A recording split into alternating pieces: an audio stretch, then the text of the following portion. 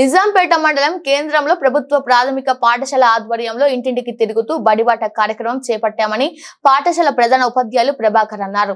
ఈ సందర్భంగా ఆయన మాట్లాడుతూ ప్రభుత్వ ఆదేశానుసారం 6 నుండి 19 తారీఖు వరకు గ్రామంలో బడిబాట కార్యక్రమం చేపడుతున్నామని తెలిపారు.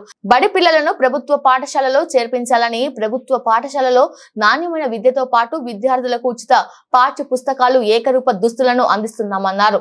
ప్రైవేటు పాఠశాలలకు దీటుగా ప్రభుత్వ పాఠశాలలో తెలుగు, ఇంగ్లీష్ మీడియంతో పాటు విద్యార్థులకు క్రమశిక్షణ, మంచి విద్యాబోధన అందివ్వడం జరుగుతుందని, ప్రభుత్వ పాఠశాలలను సద్వినియోగం చేసుకోవాలని విద్యార్థుల తల్లిదండ్రులకు సూచించారు.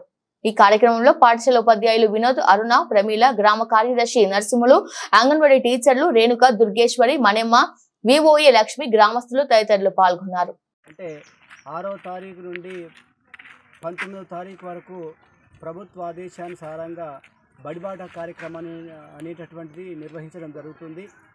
మరి ఈ యొక్క బడిబాట కార్యక్రమంలో ఎవరైతే డ్రాప్అవుట్స్ ఉన్నారో వారిని బడిలో చేర్పించడము, తర్వాత బడికి రానటువంటి పిల్లలు అంటే 2వ తరగతి చదివి మానేసి లేదా 3వ తరగతి చదివి మానేసినటువంటి విద్యార్థులు ఎవరైతే ఉన్నారో వాళ్ళని ప్రేరేపించి పాఠశాలకు తీసుకురావడం అనేటటువంటిది ప్రభుత్వ సంకల్పం.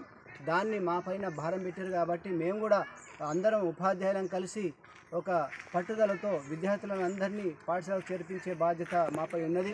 అదే మాదిరిగా ప్రభుత్వము ఈ మహిళా సంఘాలను కూడా ప్రేరేపించి వాళ్ళను కూడా పాఠశాలకు బాధ్యులుగా వహించి విద్యార్థులను పాఠశాలకు తీసుకొచ్చేటటువంటి బాధ్యత వాళ్ళకు కూడా అప్పచెప్పి చెప్పడం జరిగింది. అంతేకాకుండా అంగన్వాడీ టీచర్స్ కూడా వాళ్ళు కూడా మా పాఠశాలకు ఎంతో తోడ్పడుతూ వాళ్ళను కూడా ఈ కార్యక్రమంలో పాల్గొనేలా చేసింది. కాబట్టి ప్రభుత్వం చేపట్టినటువంటి యొక్క తలంపులు చాలా చక్కగా ఉన్నాయి. వీటిని తప్పకుండా మేము సక్సెస్ఫుల్ చేసుకొని విద్యార్థులందరి పాఠశాల చేర్పించి చక్కటి చదువును మేము విద్యార్థులకు బోధిస్తూ, మరి ఈ క్రమంలో ఇంగ్లీష్ మీడియం అనేటటువంటిది చాలా ఉన్నది కాబట్టి దానికి కూడా మేము చేయూతనిస్తుంటున్నాం.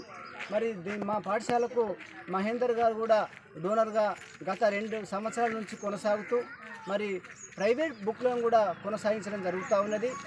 కాబట్టి ప్రభుత్వం ఈ గవర్నమెంట్ నిజాంపేటలో ఉన్నటువంటి ప్రతి కుటుంబంలో ఉన్నటువంటి పిల్లల్ని పాఠశాలకు చేర్పించాలని కోరుకుంటూ ముగించుకుంటున్నాం.